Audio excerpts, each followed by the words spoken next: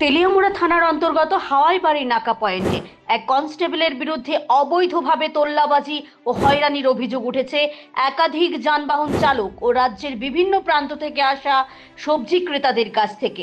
অভিযোগের জেরে শুক্রবার সকালে ক্রেতা ও চালকেরা সম্মিলিতভাবে বিক্ষোভে ফেটে পড়ে এবং পথ অবরোধে সামিল হয়। অভিযোগ অনুযায়ী নাকা পয়েন্টে ডিউটিরত অবস্থায় তেলিয়ামুড়া থানার কনস্টেবল বিশ্বজিৎ মালাকার ওভারলোডের অজুহাতে অবৈধভাবে জরিমানা আদায়ের চেষ্টা করছিলেন। এক পর্যায়ে তিনি নাকি জানান, আইনগত জরিমানা না দিলেও তাকে 100 টাকা, 200 টাকা কিংবা 300 টাকার প্রণামী দিতে হবে।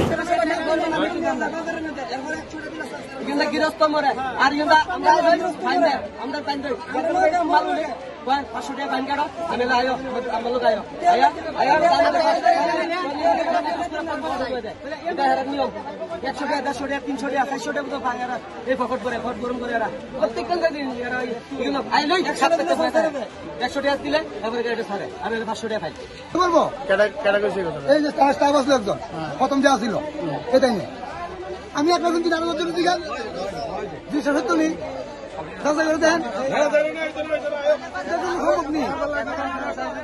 আমরা যাইতে দিই কোম্পানির বডি এতটুকু কোম্পানির বডি গাড়ি করে দেবো। আমরা গাড়িতে কিনে আনছি, ইনস্ট্রুমেন্ট আছে আমরা গাড়ির। কে দিব আমরা ইনস্ট্রুমেন্ট? কে দিব আমরা? কাগজপত্র করে আনছি না গাড়ির, সম্পূর্ণ কাগজপত্র আছে। আমরা কাগজপত্র যদি বেল থাকে আমরা 100 বার জরিমানা করেন, আমরা মাথা হইতে নেব। বিক্ষোভকারীদের অভিযোগ, প্রায়ই এই নাকা পয়েন্ট দিয়ে পণ্য নিয়ে যাতায়াতের সময় কিছু পুলিশ কর্মী অবৈধভাবে টাকা আদায়ের চেষ্টা করেন এবং জরিমানার নামে অকারণে আইনের ভয় দেখিয়ে হয়রানি করেন। এই দাবি শোনার পরেই রাজ্যের বিভিন্ন প্রান্ত থেকে আসা ক্রেতা ও যান চালকরা ক্ষুব্ধ হয়ে আসাম আগরতলা জাতীয় সড়কে বিক্ষোভে নামেন। খবর পেয়ে তেলিয়ামুড়া মহকুমা পুলিশ আধিকারিক পান্নালাল সেন এবং তেলিয়ামুড়া থানার ওসি জয়ন্ত কুমার দে ঘটনাস্থলে গিয়ে বিক্ষোভকারীদের সাথে কথা বলে পরিস্থিতি নিয়ন্ত্রণে আনেন। পুলিশের পক্ষ থেকে জানানো হয়েছে, ঘটনার তদন্ত করে যথাযথ ব্যবস্থা নেওয়া হবে। সর্বশেষ প্রাপ্ত তথ্য অনুযায়ী কনস্টেবল বিশ্বজিৎ মালাকারের বিরুদ্ধে দপ্তর শীঘ্রই পদক্ষেপ গ্রহণ করতে চলেছে।